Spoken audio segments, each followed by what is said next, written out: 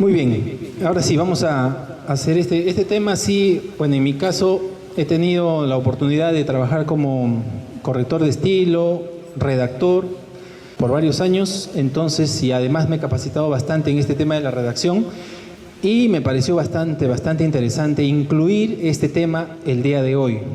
Bueno, en primer lugar me dijeron que haga el tema administrativo, ¿no? Para dar alguna cuenta, una revisión de las modificaciones, que es importante que todos las conozcamos.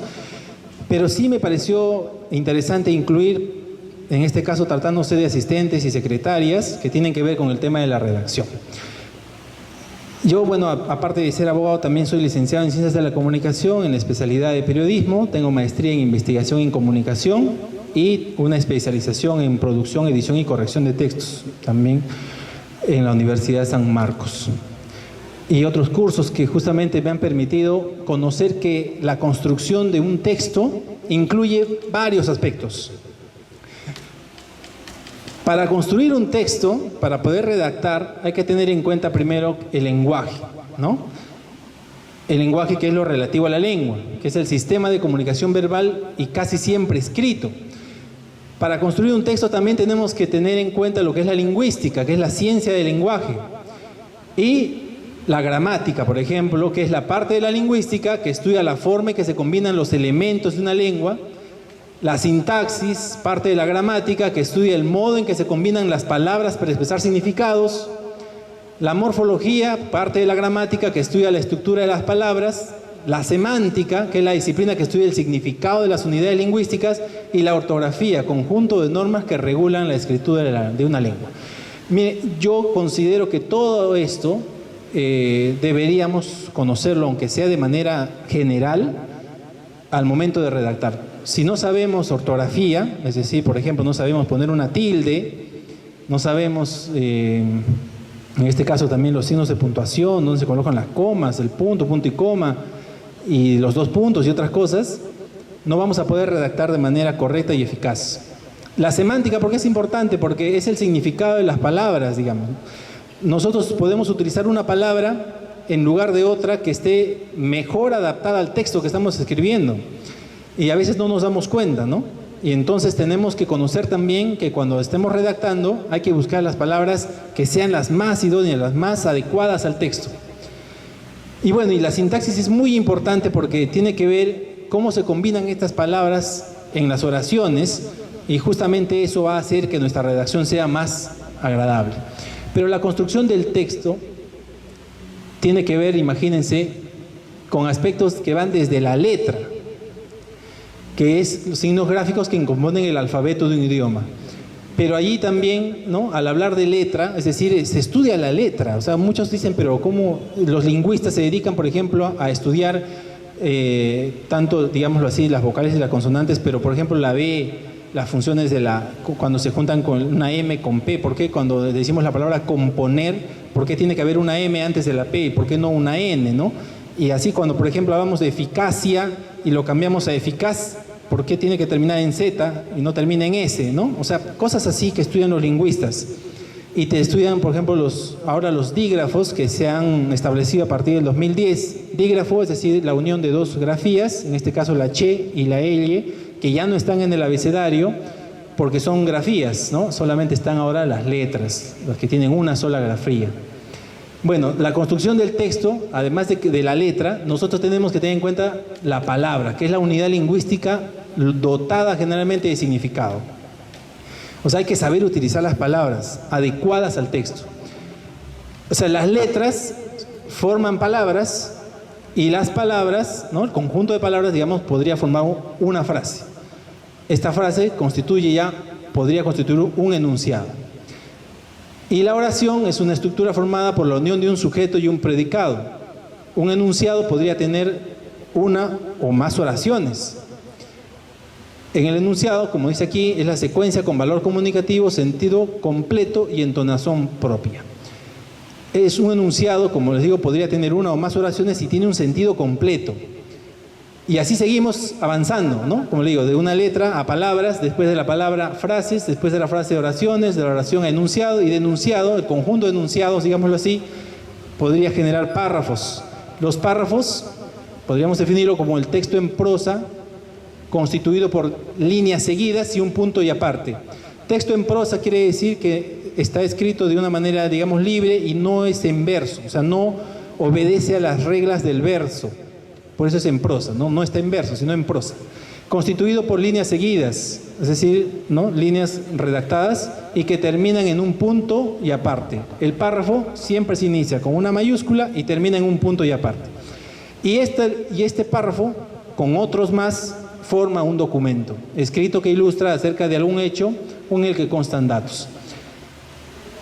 Pues para hacer un documento, o sea, en resumen, para hacer una resolución, para hacer un informe, para hacer un memorando, que sería un documento, tendríamos que haber pasado, digamos, por todas estas etapas y tratar de alguna manera conocerlas, aunque no dominarlas.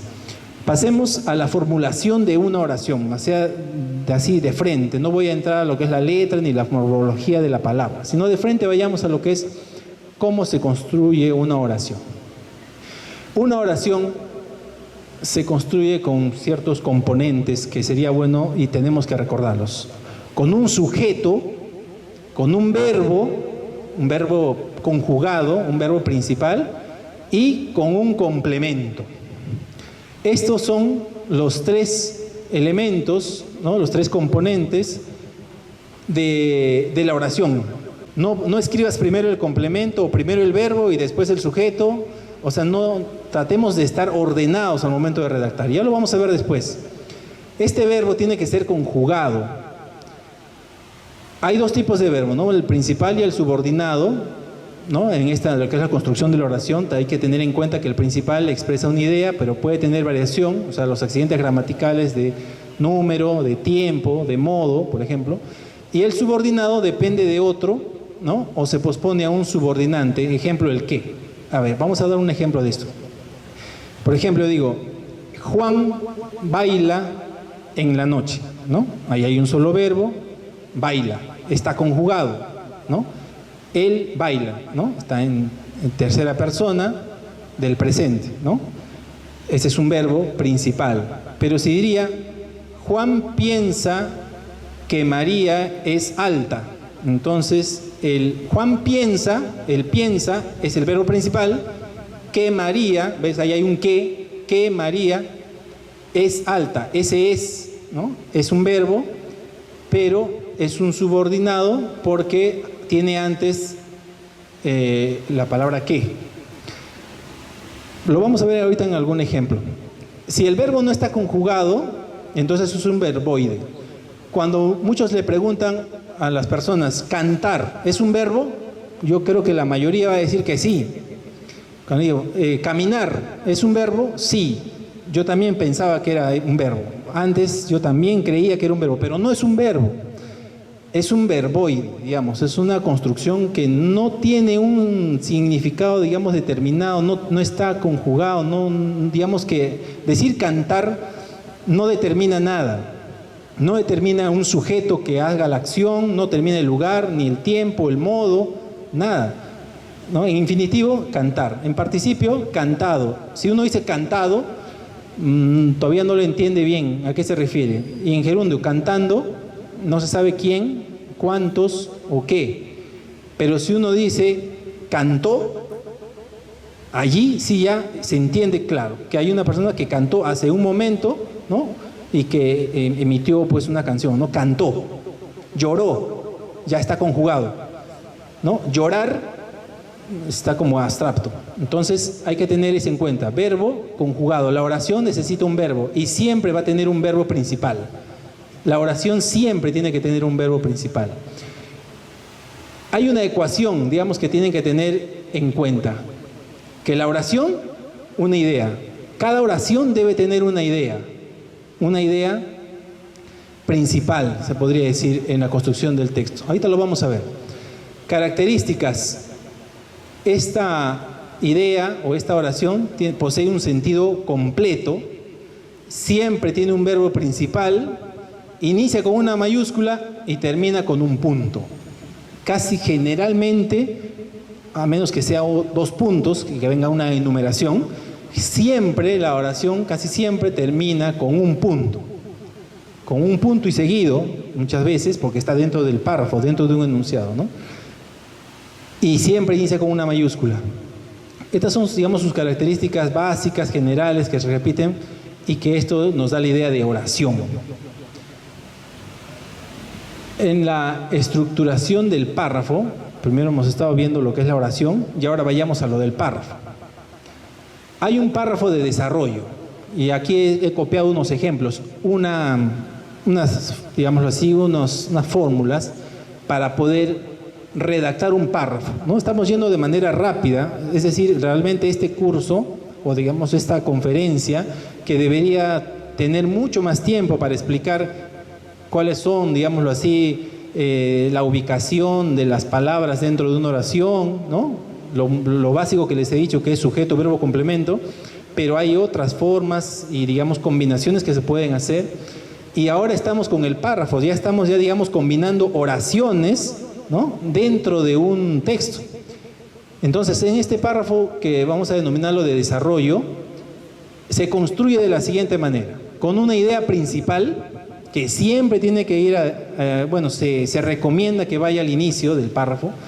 Luego, una idea secundaria o ideas secundarias, ¿no?, o ideas secundarias que expliquen, de alguna manera sustenten, fundamenten o amplíen la idea principal. O sea, se da una idea principal y de allí, inmediatamente después, por ejemplo, con un punto y seguido, se redacta una idea secundaria que complemente, ¿no?, que sea el sustento de lo principal. Y esta idea secundaria puede tener una idea terciaria o dos o más ideas terciarias. Es como una pirámide. Comienza con la principal, esta se desagrega, digámoslo así, o tiene un sustento, ¿no?, un complemento en las ideas secundarias o idea secundaria, y esta un complemento. Vamos a ver un ejemplo. Aquí les he traído un ejemplo para más o menos entender esto que es básico, para ver cómo se redacta un párrafo. El párrafo de desarrollo, aquí tenemos, por ejemplo, una idea principal. Para ser un profesional exitoso, es necesario poseer ciertas habilidades fundamentales. Esa es una idea completa, tiene sentido completo. Para ser un profesional exitoso, es necesario poseer ciertas habilidades fundamentales. Con solo eso ya tendría sentido y capaz no necesitaría más. Si quiero complementar, le agrego una idea secundaria o más ideas secundarias. En este caso le agrego una, que dice, la primera de ellas, hablando de estas habilidades, y quizás la más importante, es la de investigar, la cual incluye la capacidad para buscar información, analizarla y teorizar a partir de ella. Esta idea complementa la de aquí, ¿no? Esta podría, como les dije, podría subsistir sola, pero con esta ya se complementa. Y esto podría hasta aquí, hasta este punto, ya podría ser un párrafo. Podrá ir suficiente. Si yo quiero seguir, digámoslo así, dándole un mejor desarrollo a ese párrafo que estoy redactando, podría agregarle dos ideas terciarias, vamos a llamarlo así, otros le llaman ideas de desarrollo, tienen otros nombres, pero en este caso vamos a llamarla principal, secundaria y terciaria. Siguiendo con el texto, esta habilidad de investigar se aprende desde niño y se fortalece en la adolescencia. ¿Ve? Complementa lo que estoy hablando. Sin embargo, dicha habilidad llegará a consolidarse durante la etapa universitaria. Son, como si se dan cuenta, complementos de lo de aquí y esta complementos de lo de acá. Esta es una manera de redactar los párrafos. Y antes de pasar a la siguiente diapositiva, yo quiero aprovechar en que vean las comas, porque después ya no voy a desarrollar el tema de las comas, porque el tema de las comas nada más merecería una sesión completa. La Asociación Nacional de Correctores, por ejemplo, da un curso, ¿no?, de la coma, y que se demora toda una semana en desarrollar la coma nada más. Y entonces hacerlo en media hora o en 40 minutos es imposible. Miren, en esta no hay ninguna coma, pero en esta sí. Quiero que se den cuenta en la redacción y cuando uno pone la coma. Esto sería un inciso. Y esta sería un tipo de coma que encierra un inciso. Desde la I hasta el importante, todo esto yo lo podría quitar, lo podría borrar y todo lo demás no perdería sentido, seguiría normal. Borraría estas comas, borraría el importante, borraría esta coma y todo seguiría normal. Pues leería, la primera de ellas es la de investigar, ¿se da cuenta? La cual incluye la capacidad de buscar información, analizar y analizar. O sea, cuando uno tiene un inciso, esto es, digamos así, una coma explicativa, lo tiene que encerrar entre comas. Y eso generalmente se da en las resoluciones, en los documentos que hacen las entidades públicas, en este caso la municipalidad, cuando pone un informe y señala, según el informe, digamos, 105-2017, coma, tiene que haber ahí una coma, de fecha 12 de marzo de 2017, coma, esa fecha constituye un inciso, digamos, es una explicación, es un complemento de ese informe, digamos, ¿no? Entonces esto tiene que estar encerrado entre comas. Entonces, por eso lo puse esta redacción para que más o menos vayamos viendo ya este tipo de coma. Y esta, por ejemplo, de acá es una coma enumerativa, porque hay una especie digamos, de elementos, ¿no? Sirve para buscar información, ¿no? 1, 2, analizarla, 3, teorizar, ¿no? Hay 3 elementos. Entonces esta coma sería una coma enumerativa. Bueno, entonces estábamos explicando que estas comas es muy importante conocerlas, son 7 clases, que ya las vamos a mencionar después, y estas ideas terciarias podríamos omitirlas, el párrafo podría quedar con las 2, y por último borramos estos 2 y el párrafo queda con lo de arriba y se entiende, claro. Para simplemente acotar algo más, cuando uno estudia o hace esas actividades de lectura veloz, hay muchas recomendaciones para hacer la lectura veloz. Se lee siempre las primeras líneas de cada párrafo, ¿no? O de los párrafos. Y justamente, ¿por qué? Porque hay textos que están construidos de esa manera para la lectura veloz. Si uno coloca la idea principal del párrafo en la primera línea, en las primeras líneas, y lee eso, ya vas a entender todito el párrafo, ¿no? Basta que tú leas esto, ya entiendes lo demás, ¿no? Por eso es que en la lectura veloz bastaría con leer, si el texto está redactado de esa manera, ¿no? Bastaría con leer eso. Hay evidentemente algunas personas que pueden poner la idea principal al medio o al final, ¿no? Pero se recomienda, como le digo, construir de esa manera. Ahora hay otro tipo de párrafo, el párrafo enumerativo. Este párrafo igualmente tiene una idea principal al inicio, una idea secundaria y otra idea secundaria. Justamente es un enumerativo, ¿no? O sea, tiene, por ejemplo, presenta características de algo, ¿no? Entonces las características de tal aspecto son las siguientes. Enumera, ¿no? Aquí vamos a ver que estas podrían tener, dentro de, digamos, de esta secuencia, podría tener una unidad terciaria que complemente la secundaria. Y esta sería, digámoslo así, la estructura de este tipo de párrafos enumerativos, ¿no? Ustedes lo tienen ahí en su material. Y aquí está el ejemplo, el párrafo enumerativo, que podría ser, por ejemplo, los billetes de 100 soles tienen 3 mecanismos de seguridad para evitar la falsificación.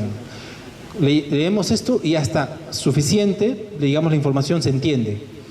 Pero queremos complementarla enumerando. Y ahí vamos. En primer lugar, la numeración y lo demás, ¿no? Que vengan en el texto. En segundo lugar, la cinta, digamos, de seguridad. Y finalmente los bordes, que vamos a suponer que tengan un color distinto y así. Entonces todo esto, ¿no? Esto, por ejemplo, al hablar de la numeración, podríamos complementar esta de numeración diciendo un caso, digamos, en este caso de algo ecuatoriano, ¿no? Que siguiendo el modelo ecuatoriano, el Banco Central de Reserva del Perú ha implementado esta numeración que hace que sea el billete más seguro. Por ejemplo, si hablamos de la cinta, podríamos hablar que estos materiales son importados, ¿no? O sea, esto complementa a la idea secundaria. Y finalmente, si hablamos de los bordes y queremos complementarla con algo, podríamos hablar que su utilización es preferida por tales y tales personas y así. Más o menos esta es una forma cómo se debe estructurar un párrafo enumerativo. Generalmente son, como les digo, 2, ¿no? El de párrafo de desarrollo y el párrafo enumerativo. Signos de puntuación. ¿Cómo separar las oraciones o las ideas dentro de un párrafo? Justamente utilizando correctamente los signos de puntuación. Hay varios signos de puntuación, varios, pero los más conocidos son la coma, ¿no? que se emplea para delimitar determinados elementos en un enunciado. El punto y coma sirve para separar oraciones o elementos en una enumeración compleja, ya lo vamos a ver, y el punto y seguido separa enunciados dentro de un párrafo. La coma, como les dije, hay varias clases. Por ejemplo, para darles algunas, sería, como les dije, la coma enumerativa para separar elementos, para decir, por ejemplo, yo voy al mercado a comprar frutas, coma, papas, coma, tomate, coma, verduras, coma. Esa coma es enumerativa, simplemente separa los elementos de manera simple. Pero si yo a esa enumeración le voy a agregar una característica a cada elemento o a alguno de ellos, por ejemplo, voy al mercado a comprar papas, coma, aquellas que cuesten menos, coma, tomates, coma, los más rojos, coma, verduras, ¿no? Coma, y así. Si agrego, por ejemplo, una característica a cada uno de esos elementos, esas características van entre comas y los elementos ya irían entre punto y coma, o sea, irían separados por punto y coma, ¿no? Entonces, al hacer una enumeración compleja, o sea, al dar características, por ejemplo, de cada elemento, ya se convierte en una enumeración compleja y estos elementos se separan con punto y coma, ¿no? Por ejemplo, ahí está una de las funciones del punto y coma. Y el punto y seguido, como dice, para separar los enunciados dentro de un párrafo. Esto, por ejemplo, lo van a recordar cuando siempre uno dice una oración o dice una idea y debemos terminarla con un punto, ¿no? Y continuar y crear otra idea. No debemos de seguir, poner punto y coma, o generalmente yo he visto textos donde empiezan a redactar y hay un verbo principal y después ponen coma y siguen redactando, hay otro verbo principal y coma y siguen redactando, punto y coma y siguen redactando, y es como que no terminara, ¿no? Como les dije, una oración tiene un verbo principal, ¿no? Tiene una idea. Cuando termina esa idea, punto, ¿no? Hay que poner el punto y continuar creando otra idea y así sucesivamente. Hay que tratar de ordenar los textos, ¿no? Quizás no se pueda, lamentablemente, ahora entrar, digamos, a fondo a eso con más y más ejemplos, pero yo creo que conociendo, por ejemplo, esos aspectos básicos de la puntuación, ¿no? De las comas, por ejemplo, la coma enumerativa, como ya les dije, la coma explicativa que hablamos hace un momento, la coma de vocativo, que significa, por ejemplo, cuando uno hace, generalmente está en las novelas, en los textos literarios, cuando llama, por ejemplo, jóvenes, coma, acérquense a recoger sus notas, ¿no? Jóvenes, con una coma, esa coma es una coma de vocativo, por ejemplo, ¿no? Para separar, digamos, la especie de orden que le doy jóvenes, coma, y de ahí el mensaje, ¿no? Acérquense a recoger sus notas. Ahí hay una coma. Pues hay otra coma que es una elíptica, que se llama cuando, por ejemplo, la coma reemplaza un verbo. O sea, la coma reemplaza un verbo, por ejemplo, en el siguiente caso, ¿no? En la siguiente oración. El día viernes comeré pollo. Punto y coma, digamos. El sábado, coma, pescado. No necesito poner el sábado comeré pescado, ¿no? O sea, no necesito decir el viernes comeré pollo a la brasa, digamos, coma o punto y coma, y el sábado comeré pescado a la plancha, digamos. No necesito poner otra vez la palabra, o sea, el verbo comeré, porque ya lo dije anteriormente. Entonces ahí podría poner una coma que se llama coma elíptica, que es la que reemplaza el verbo. Entonces la construcción sería así: el día viernes comeré pollo a la brasa, punto y coma, el sábado, coma, pescado, ¿no? Entonces esa coma imaginariamente significa comeré, ¿no? El sábado, coma, comeré. El sábado, coma, pescado. Y esa es una coma elíptica. Y así hay otros tipos de comas, ¿no? Sería importante, como le digo, conocer todos los tipos, y hay que practicarlos. Y no hay ningún problema de que poco a poco se podrían generar más y más eventos de capacitación, o cada uno por su cuenta, para poder conocer, porque eso es básico conocer las comas, puntos y comas y punto seguido, cómo, en qué momento se hace. Antes de que me olvide, yo tengo una anécdota de un joven, de un compañero de labores, aquí no, evidentemente en otro sitio, que me decía: yo no sé dónde poner las comas, no sé dónde poner los puntos y comas, no sé dónde poner los puntos. Lo que yo hago es agarrar, como se dice imaginariamente, las comas, como que las pusiera en mi mano, agito y lo lanzo al documento y a ver dónde caen, así, donde sea. Y de verdad que así me lo dijo, yo me quedé sorprendido, le dije: ¿qué? ¿En serio? Sí. O sea, de verdad, y a veces se guían por la respiración, ¿no? Porque uno está leyendo y cuando uno se cansa o algo pasa y le ponen coma. Entonces, no es tampoco así, o sea, no, tiene que hay reglas para poner las comas. Y hay una coma que se denomina coma criminal. Coma criminal es la coma que le ponen las personas sin saberlo, separando el sujeto del predicado. Y hay personas que ponen, por ejemplo, el turista, coma, llegó al Perú. O sea, o el turista, coma, viajó al Cusco. No, esa coma no tendría que ir, porque ahí está separando el sujeto del predicado. Esa coma le llaman, digamos los correctores de estilo, le llaman coma criminal, porque no se puede poner una coma ahí, porque la oración es continua, como les dije, sujeto, verbo, complemento, ¿no? Entonces, el turista viajará al Cusco, sin coma, sin nada. El turista viajará al Cusco, punto. No, el turista, coma, viajará al Cusco. Y he visto en algunos documentos donde a veces ponen, artículo primero, declarar, coma, digamos, la sanción o el reconocimiento de tal derecho, y le ponen coma, ¿no?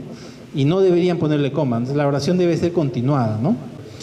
Ahora, este tema de conectores lógicos es muy importante, porque son, digamos, estos conectores lógicos nos permiten vincular las oraciones dentro de un enunciado o los párrafos dentro de un documento.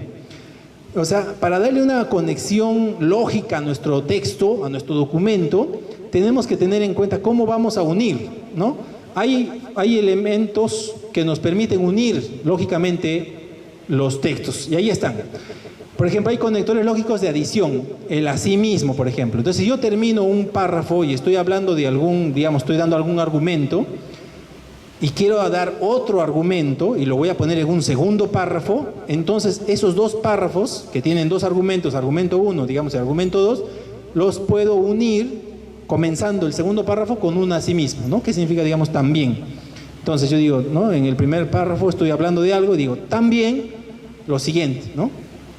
Otro conector que se puede usar, además, más aún, ¿no? Generalmente a veces se usa con punto y coma, ¿no? Punto y coma, más aún, o incluso, o igualmente, ¿no? Puede estar incluso con un punto y seguido, igualmente, en el caso tal se ve lo siguiente y se sigue, ¿no? Estos son conectores y estos son importantes. Se tiene que utilizar este tipo de conectores, bueno, en este caso cuando uno quiere adicionar ideas, adicionar alguna afirmación, alguna información, se tendrían que utilizar. Y hay más, ¿no? Hay muchísimos más. De oposición, por ejemplo, por el contrario, ¿no? Cuando doy un argumento, ¿ya? Por el contrario, lo siguiente, ¿no? Por ejemplo, el autor tal, ¿no? De nombre tal, digamos, el autor Juan Pérez considera que el procedimiento administrativo es eficaz y rápido. Por el contrario, el otro jurista tal, considera que el procedimiento es muy lento y aburrido, digamos, ¿no? Entonces, ahí lo conecto lógicamente, ¿no? Uno dice una cosa y por el contrario, el otro le da una oposición, ¿no? El sin embargo también, el no obstante, y hasta el pero, suficiente con el pero para dar un conector lógico de oposición en una oración, ¿no? Me gustaría viajar al Cusco, coma, pero no tengo dinero. Entonces, generalmente va una coma antes del pero, ¿no? Generalmente va una coma antes del pero. ¿En qué casos, por ejemplo, no va coma antes del pero? Cuando se trata de una frase muy corta. Por ejemplo, vamos a poner, a ver, un ejemplo, ¿no? Se podría decir, a ver, infeliz pero satisfecho, algo así, como si fuese una frase, ¿no?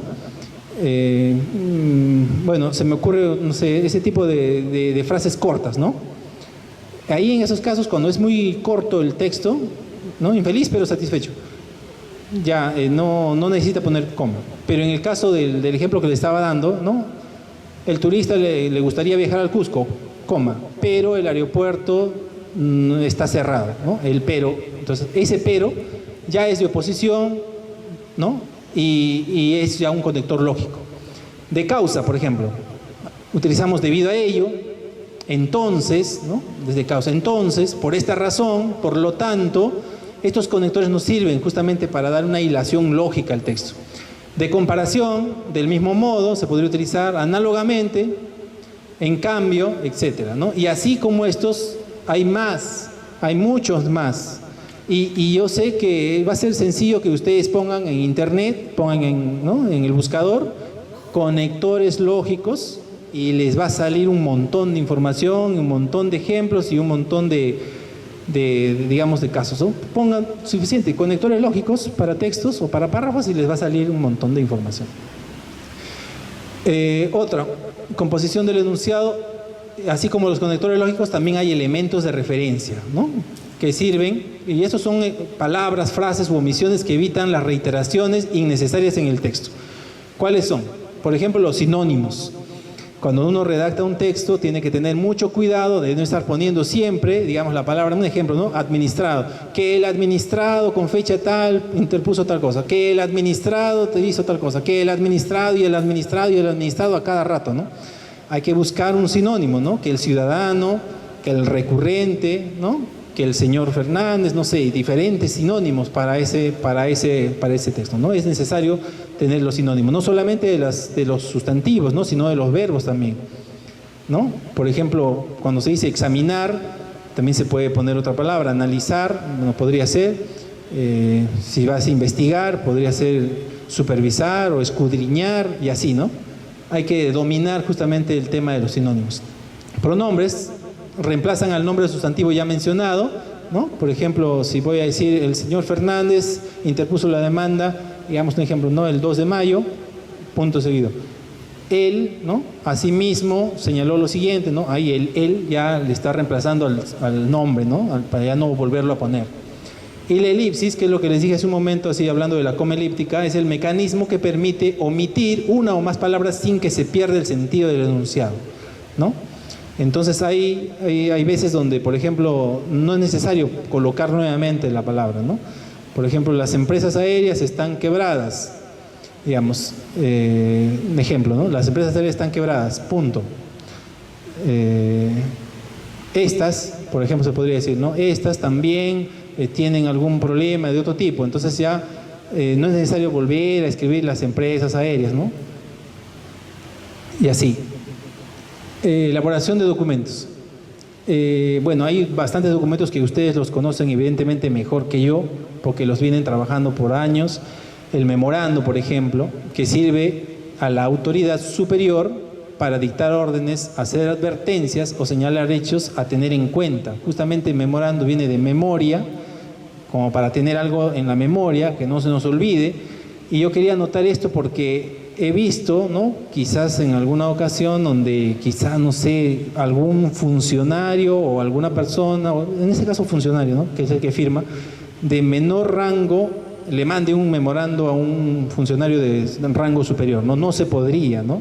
En la municipalidad, por ejemplo, no podría nunca, o no tendría por qué recibirlo nunca, un memorando el señor alcalde, pues, ¿no? El señor alcalde, que es la máxima autoridad, no puede recibir un memorando, siempre se le tendría que hacer un informe, o en todo caso, si es una dependencia como el órgano de control institucional, podría dirigirse a él con un oficio, pero nunca podría mandarle un memorando, ¿no? Porque su naturaleza, digamos así, de memorando es de un superior hacia abajo. El informe es, digamos que al revés, ¿no? De abajo hacia arriba. E incluso nos dicen que el informe tiene una naturaleza de declaración jurada, ¿no? Cuando nos piden hacer un informe es porque tenemos que declarar algo. Permite dar a conocer el avance o la culminación de acciones encomendadas o hechos de interés a la autoridad, ¿no? Va de abajo hacia arriba. Carta, como ya ustedes saben, una comunicación formal dirigida a una persona natural, ¿no? Y oficio, una comunicación oficial entre instituciones estatales y particulares. Y la resolución, documento que contiene declaraciones u órdenes de una autoridad, ¿no? Entonces, cada uno de estos, como ustedes ya saben, tiene sus características, tiene sus partes, tiene su forma de redacción, cada uno se redacta de manera distinta, ¿no? Eso ya lo conocen.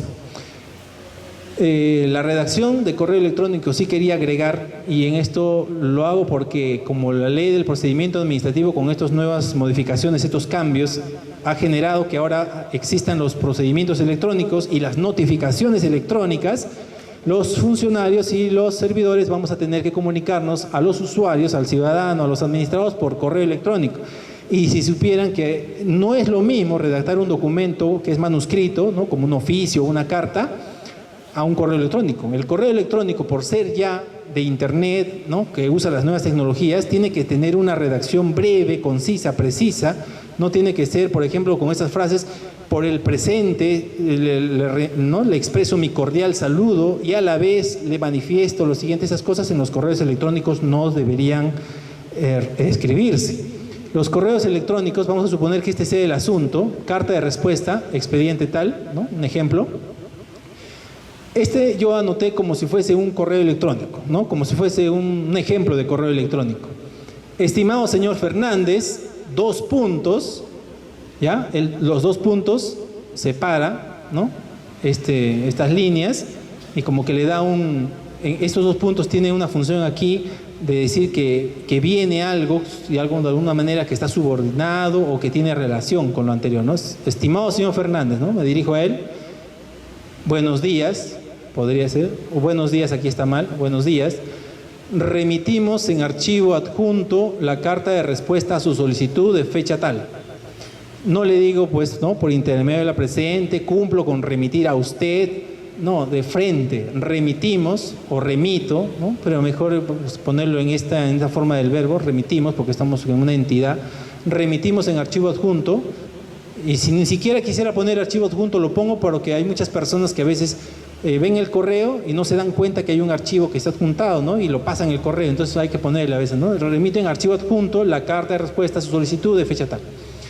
Le pedimos, por favor, se cuenta ese por favor entre comas, ¿no?, y si yo lo quito, la oración podría tener sentido igual. Le pedimos, se sirva a confirmar, ¿no? Le pedimos, por favor, se sirva a confirmar la recepción del presente mensaje. Esto lo pongo porque ahora ya saben que es necesario, dentro de los 2 días, recibir la confirmación de recepción del correo, ¿no?, de parte del administrador. Entonces hay que ponerle, ¿no?, le pedimos, por favor, se sirva a confirmar la recepción del presente mensaje.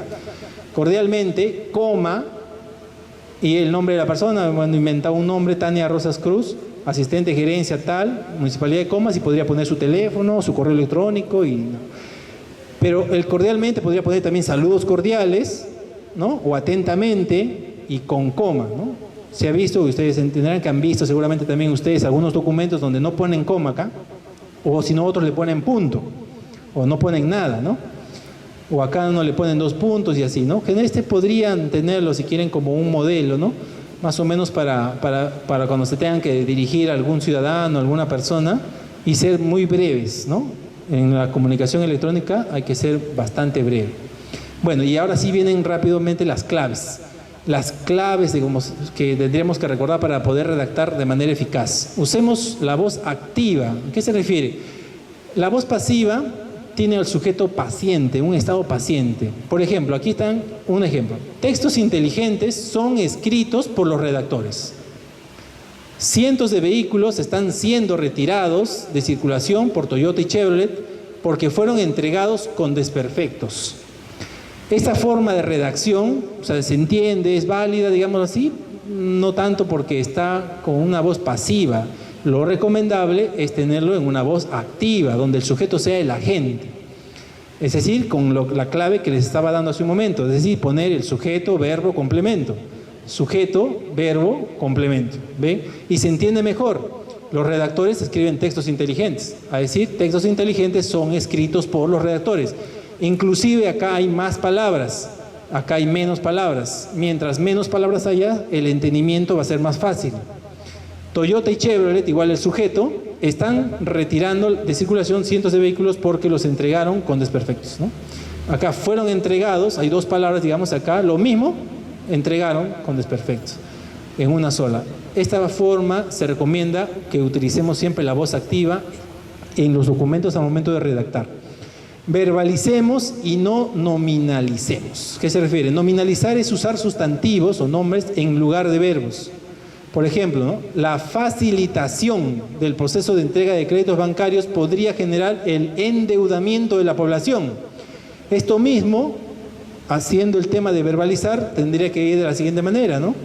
O sea, usando verbos conjugados o verboides no conjugados, tendría que salir así: facilitar créditos, de frente, ¿eh?, facilitar créditos bancarios podría generar que la población se endeude. Hay menos palabras, acá hay, mire, casi 2 líneas y hay más palabras, y va más directo, se entiende mejor. Facilitar créditos bancarios podría generar. Incluso esto se puede reducir aún más todavía, ¿no? Facilitar créditos bancarios en deuda a la población. Podría ponerse así también, en deuda a la población. Y se entiende. Entonces hay que verbalizar y no nominalizar, ¿no? No tratar de hacer esto, ¿no? Facilitación, endeudamiento, sino ir de frente con el verbo. Otra de las claves que les he traído el día de hoy para la redacción eficaz es utilizar menos palabras. Como les decía, hay que utilizar menos palabras porque al escribir más, perdemos más tiempo. Aumenta la posibilidad de cometer errores. Mientras más texto escribamos, más errores podríamos cometer. Hay más palabras, más oraciones, más párrafos y más páginas que revisar. Los lectores se fatigan más y existe baja legibilidad. Esto es el entendimiento, digamos, ¿no? que podría provocar en una persona al leer el texto. O sea, ¿en qué nivel va a entender o no va a entender en esos textos? Si hay más texto, no lo va a entender. No lo va a entender con mayor facilidad. Al escribir menos, empleamos menos tiempo y disminuye la posibilidad de cometer errores, se favorece el orden y la precisión, menos esfuerzo para leer y entender el texto. Ahora, otra de las claves, elijamos lo simple, el estilo llano. No sé si alguna vez han escuchado algo del estilo llano. Este estilo llano ya hace varios años atrás, varias décadas atrás, surgió en Estados Unidos como una técnica para mejorar la legibilidad de los documentos que implica lo siguiente, ¿no? Esta técnica ayuda a que las personas entiendan mejor los textos. Y lo que se hizo en Estados Unidos y seguramente y también de alguna manera ha sido aplicado aquí en el Perú por los bancos, ¿no? Cuando dice el compromiso que tienen para que cuando uno te dan toda la información para que leas y te enteres, es que todo tendría que estar escrito en un lenguaje llano, en un estilo llano, en algo simple, ¿no? Con palabras y términos comunes, de fácil comprensión, evitar palabras complejas o ambiguas, utilizar tecnicismos si son necesarios nada más y si el lector los conoce. Si el lector no conoce esos tecnicismos, ¿no? Por gusto no va a entender el texto. Transformar los textos duros, dice, o complicados a temas agradables. Escribir en estilo llano significa, ¿no?, que uno tiene que utilizar el lenguaje más común posible, ¿no?, de la manera más simple para que sea entendido de la mejor manera. Evitar los tecnicismos, ¿no? En las resoluciones, en otro tipo de documentos, los latinismos, por ejemplo, ponerlos solamente cuando sea necesario y tratar de evitarlos, ¿no? Cuidemos la forma. No sé si me he pasado otro. Sí, cuidemos la forma. ¿A qué me refiero? Al tema cuando uno tiene el estilo o modo de expresar las ideas. Eso es la forma, ¿no? El estilo o modo de expresar las ideas. Y el formato es el conjunto de características técnicas y de presentación de una publicación periódica, ¿no? Vamos a suponer que uno tiene pues ciertas características para presentar sus documentos, ustedes redactan, ya tienen un modelo ya, incluso ya en su computadora de oficio, de carta, y generalmente utilizan esa plantilla para redactar. Hay que revisar, ¿no?, que siempre tiene que usarse un formato estándar o predeterminado, de alguna manera aprobado, en este caso podría ser por el jefe de la oficina, ¿no?, porque es el que firma también el documento, pero tener un formato estándar, es decir, que al ciudadano Pérez le llegue un documento con el mismo formato, al ciudadano Manrique le llegue el mismo, con el mismo formato, me refiero, y así, ¿no?, utilizar un mismo formato, ¿no?, algo predeterminado para todos. Establecer los márgenes apropiados, ¿no?, que tengan bastantes espacios a los costados y arriba y abajo. Incluir espacios en blanco que inviten a la lectura, es decir, entre los párrafos, ¿no?, entre los nombres, entre la fecha, no muy pegado arriba, ¿no?, que parezca como que todo se está yendo hacia arriba y después abajo un montón de espacio en blanco, la firma como que está volando, ¿no? Hay que darle una simetría en los espacios, ¿no? Cuidar la simetría de los espacios, ¿no? O sea, en lo que es el enter, ¿no? Estar dando enter para que todo esté parejo, ¿no? No abusar de negritas, subrayados y cursivas. En los documentos no hay que estar utilizando muchas negritas, hay que usar una sola forma de énfasis, sería bueno. Si queremos hacer un énfasis en el texto, hay que utilizar, digamos, en este caso las negritas, nada más, porque generalmente los subrayados ya como que le dan más. Hay ciudadanos que presentan solicitudes y pretenden que poniéndolo en negrita o mayúscula y subrayándolo, uno lo va a leer, o no, y al contrario, eso, bueno, eso podría hacerlo él para tratar de digámoslo así, de dar a conocer ese argumento y que lo miren más que todo ese argumento. Pero la entidad ¿no? Debería redactarlo de una manera apropiada, y eso es justamente hacer énfasis solamente en lo necesario y utilizar una forma de énfasis, ¿no? Usemos una o dos fuentes como máximo, ¿no? En un documento no puede estar, pues, generalmente lo hacemos en uno solo, ¿no? Pero a veces se puede utilizar dos, ¿no? Para el nombre, o para la fecha, o para los anexos, o para el pie de página, para algo se puede utilizar otro tipo de fuente. Y bueno, yo puse esto de salvemos el fondo, así como que cuidamos la forma, también hay que cuidar el fondo, ¿no? Porque es lo más importante. La cuestión esencial a la que se refiere el procedimiento, ¿no? Esta definición es de un diccionario jurídico, del español jurídico. Este es un diccionario nuevo de la Real Academia Española. Aprovechando esta mención, les recordaría que cada vez que tengan alguna duda, recurran al diccionario de la Real Academia de la Lengua Española en rae.es. Si tienen alguna duda de lenguaje, ingresen a Fundeu. La Fundeu.es también es una organización que, con apoyo del BBVA, el Banco Continental, está, digámoslo así, todos los días tiene novedades y recomendaciones, consejos para redactar mejor. Entonces hay que entrar. Yo, cuando redacto algo, de verdad les digo, cuando yo redacto algo, en la computadora tiene que estar la RAE, de todas maneras el diccionario. Si tengo por ahí un diccionario de sinónimos, también tiene que estar allí. Y eso es lo mínimo, ¿no? Y de ahí, lo que uno necesite para redactar el documento, pero mínimo el diccionario. O sea, yo pienso que uno no puede redactar sin tener el diccionario. No puede, porque cada palabra que uno pone, yo la confirmo a ver si es la palabra adecuada, como les digo, para ver si hay otra mejor que podría entrar ahí en el texto, ¿no? Y este diccionario del español jurídico es una novedad, y ya está en la RAE, así como el diccionario panhispánico de dudas, que ya está hace tiempo. El diccionario del español jurídico también tiene términos jurídicos, ¿no? Entonces, cuando yo le puse fondo del asunto, fondo salió cuestión esencial a que se refiere el procedimiento. Esta es la definición, ¿no? Que tiene ese diccionario, que está en la web, ¿no? Gratuitamente, y hasta en los celulares puede estar. Se distingue de cuestiones incidentales o provisionales, ¿no? Porque es lo principal. Y es el hecho o motivo principal de un proceso o juicio, ¿no? Esa es la cuestión de fondo. Nosotros generalmente no tenemos que ver mucho con las cuestiones de fondo, puesto que a veces quien lo redacta son, digamos así, ¿no? Los abogados, los ingenieros, y en este caso el gerente o subgerente son los que hacen el documento en cuanto al fondo, ¿no?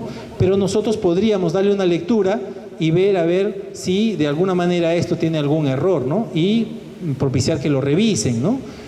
Y aquí viene ya casi para terminar un poco esta conferencia, el ver el tema de la revisión de los documentos, ¿no?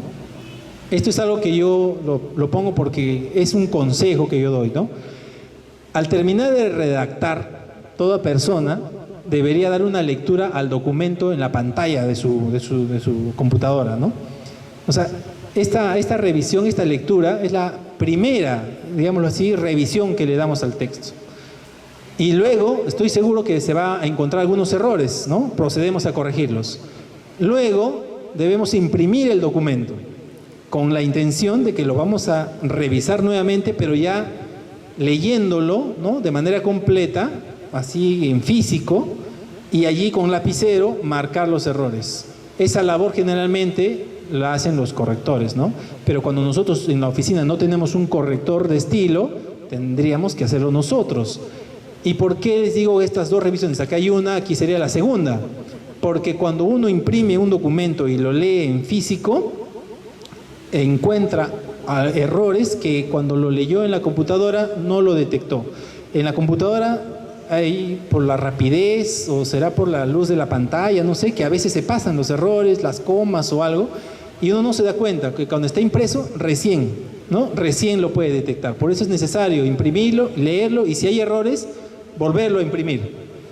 Esta corrección de errores ya ahí tendría que ser, como le digo siempre, de forma y fondo, y sería bueno, es un consejo, presentarlo a otra persona para recibir una opinión. Yo sé que parece todo un trámite, ¿no? Para resolver, para hacer un escrito, pero de esta manera yo pienso que vamos a tener documentos corregidos de la mejor manera. Yo, felizmente, cuando yo estoy trabajando en este caso tengo una abogada a mi costado, cuando yo redacto un documento, un memorando, así por más chiquito que sea, siempre le digo, toma, míralo, ¿qué te parece? ¿no? Dame tu opinión. Y esa persona me da su opinión y a veces se encuentra cosas que yo no me di cuenta y tengo la opción de corregirlo antes de presentarlo al jefe. Si no tuviera una persona a su costado, ¿no? Otro asistente, otro abogado, otra persona que podría revisar el documento, no queda otra que presentarlo al jefe para que él lo revise y dé también su opinión y quizás detecte algún error. Entonces hay todo un procedimiento, ¿no? Y la clave está en revisar. ¿Y qué significa revisar? ¿No? ¿Qué significa revisar? Revisar, según el diccionario de la RAE, es ver con atención y cuidado algo, ¿no? Ver con atención y cuidado, o sea, revisar, ¿no? Visarlo o verlo como dos veces, ¿no? O doblemente. Someter algo a nuevo examen para corregirlo o enmendarlo, ¿no? O sea, cuando uno dice revisar es hacerlo con bastante atención, cuidado, esmero, para que todo salga de la mejor manera. Y para terminar, he visto en diferentes instituciones, en diferentes documentos que he leído, ¿no? Que las personas cometen errores, ¿no? Generalmente errores frecuentes, yo le he puesto así, el dequeísmo, ¿no? Que es el uso censurado de la secuencia deque para introducir una oración subordinada que no admite ese régimen verbal, ¿no? En el ejemplo, ¿ve? Le dije de que viniera. Muchas personas hablan así y no se dan cuenta y escriben así. Y le dije que viniera. ¿Cuál es lo correcto? ¿Este o este? ¿No? Algunos dirán que este es lo correcto o este es lo correcto. Bueno, ¿cómo determinar cuál es lo correcto? Entonces les voy a dar la clave para poder determinar en cualquier caso cómo se redacta en este caso de la secuencia deque, ¿no? Si es que o deque. Lo que hay que hacer es reemplazar el que por la palabra eso. Eso, o sea, la palabra eso. Entonces, si yo reemplazo el que por eso, va a decir esto. Le dije de eso viniera. No se entiende. Le dije de eso viniera. Si yo reemplazo este que por eso, diría, le dije eso. ¿No? No vamos a leer el viniera, solamente lean hasta el que. Le dije eso. Sí se entiende. Acá, le dije de eso. Le dije de eso. No se entiende muy bien. Cuando uno reemplaza el eso, esa es la forma, digámoslo así, más sencilla, y otras también, de saber si es de qué o es qué. Acá vamos a verlo de la manera contraria. Este es el dequeísmo y este es el queísmo. O sea, cuando hay un uso censurado de la conjunción que en lugar de la secuencia de que. A ver, acá hay otros ejemplos. Me da la sensación que, o me da la sensación de que. Entonces acá diría, si yo reemplazo el que por eso, sería, me da la sensación eso. Y acá sería, me da la sensación de eso.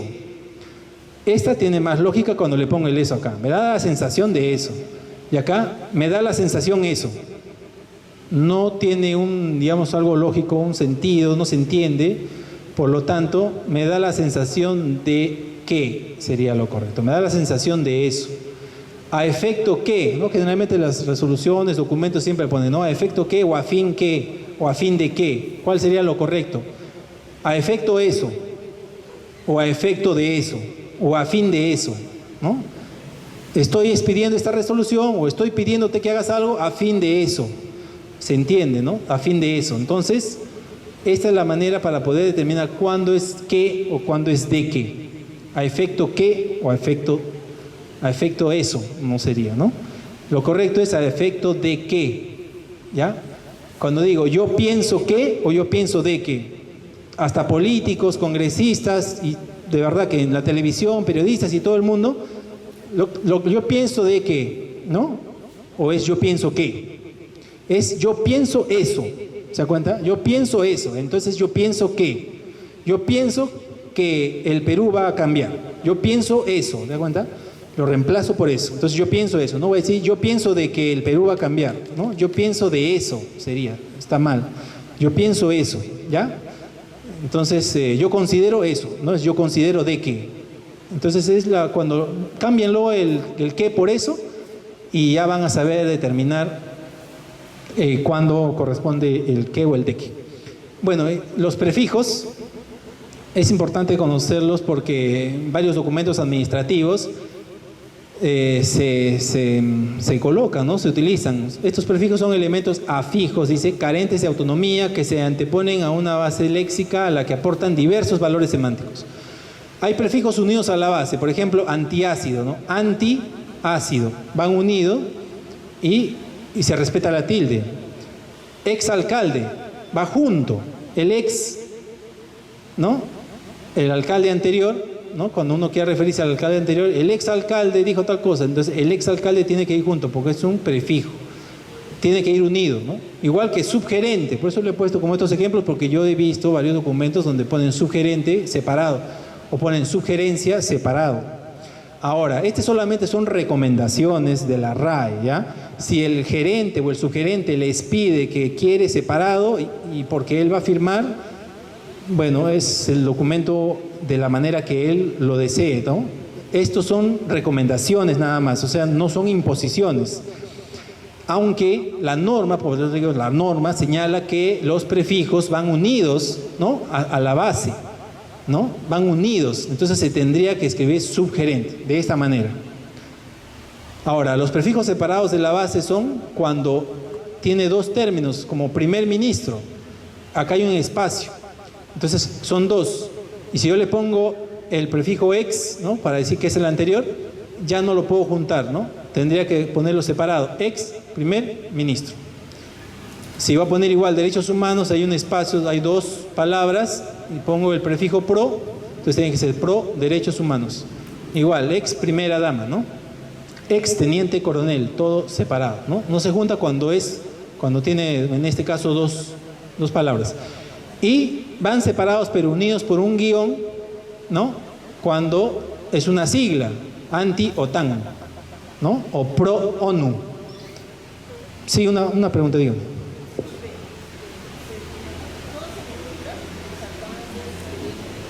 ¿Cómo? Justo, ya viene eso, justamente ya viene. El uso de las mayúsculas. El empleo de la mayúscula no exime de poner la tilde, ¿no? Hay documentos donde pensando que arriba van a poner de título resolución directoral y a resolución no le ponen tilde, ¿no? Resolución va con tilde, así esté con mayúscula, ¿no? Igual, artículo va con mayúscula y abajo en las últimas palabras que siempre ponen, ¿no? Cúmplase, notifíquese, archívese, esas palabras van con tilde, ¿no? Tienen que ir con su tilde, por más que estén con mayúsculas. Los títulos o cargos normalmente no se escriben con mayúscula inicial, ¿no? Por ejemplo, presidente, bueno, en este caso lo he puesto porque está al inicio, ¿no? Pero el ministro, así sea presidente de la República, van con minúscula, ¿no? Alcalde, regidor, todo tipo de autoridades, ¿no? Hasta el Papa. Entonces, generalmente estos cargos se ponen con minúscula y así se ponen también, y he visto en las páginas web, documentos, en la prensa y todo. Sin embargo, hay una mayúscula que se llama mayúscula de relevancia. Entonces, si nosotros queremos darle relevancia, en este caso al alcalde que ha hecho una inauguración, en una nota de prensa queremos poner alcalde con mayúscula, le estamos dando entonces estamos realzando, no es una mayúscula de relevancia. Entonces sí podríamos ponerlo con mayúscula, al cargo, ¿no? Porque queremos hacerlo. Pero generalmente, ¿no? Se escriben los cargos con minúscula. Asimismo también los días y los meses del año no se escriben con mayúscula inicial, ¿no? Y sí he visto eso que, no sé, le ponen abril, marzo, todo con mayúscula, y los días también, ¿no? Lunes, martes también con mayúscula, ¿no? Ni tampoco las estaciones, ¿no? Primavera, verano, otoño. Cuando, por ejemplo, mayo va con mayúscula, hay una excepción, ¿no? Mayo va con mayúscula cuando se refiere a la calle, a la avenida 2 de mayo, ¿no? En ese caso es un nombre, ahí sí va con mayúscula, pero si se refiere al mes, va con minúscula. Bueno, estos son algunos de los errores frecuentes. Muchas gracias. Espero que les haya servido. Igual la página web y el correo electrónico para cualquier consulta.